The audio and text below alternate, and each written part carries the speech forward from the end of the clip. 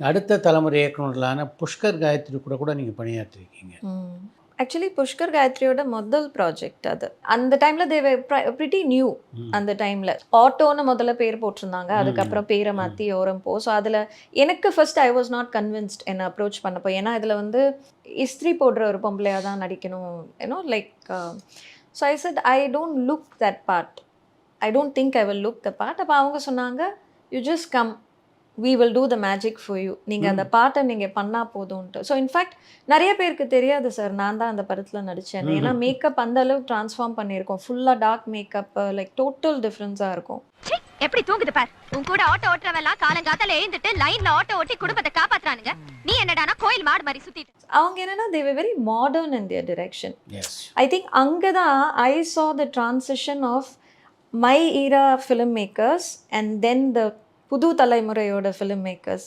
ஒரு modern thinking. Correct. Team வந்து ரொம்ப யங்கான ஒரு டீம். அப்புறம் வந்து out of the box thinking. ஒரு it was completely different school. I don't remember like எங்கேயுமே வந்து எனக்கு அவங்க சொன்னது புரியாமல் இருந்ததாகவோ, ரொம்ப ஈஸியாக அவங்களால எக்ஸ்பிளைன் பண்ண முடிஞ்சுது what they wanted from you and what they expected from you. ஆனால் ரொம்ப ஒரு ஒரு ஒரு சிம்பிள் வேல எக்ஸ்பிளைன் பண்ணுவாங்க. அண்ட் அவங்க நடிச்செல்லாம் காட்ட மாட்டாங்க. நாங்க சொல்லுவோம், "நீங்க பண்ணுங்க. நீங்க பண்றது ஓகே இல்லன்னா, அதுல நாங்க வந்து will corrections. Give you the corrections and the feedback." So again it was a supporting role. I had very few days of work. But few memorable scenes. But அதில என்ன ஆயிடுச்சுன்னா, இனிஷியல் ஸ்டோரி லைன்ல வந்து எனக்கு வர வேண்டிய சீன்ஸ்ல இருந்து கொஞ்சம் அது மாறிடுச்சு. ஆஸ் ஷூட்டிங் ப்ரோக்ரஸ் பண்ணப்போ, அந்த கதையில கொஞ்சம் மாற்றங்கள் இருந்ததுனால, என்னோட ஸ்க்ரீன் ஸ்பேஸ் வந்து கொஞ்சம் கம்மியா இருந்தது அதில.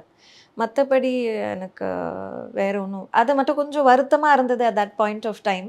இன்னும் கொஞ்சம் ஸ்க்ரீன் ஸ்பேஸ் இருந்திருக்கலாமோ அப்படின்ட்டு. பட் கதை இவால்வ் ஆனதுல கொஞ்சம் மாற்றங்கள் வந்துடுச்சு.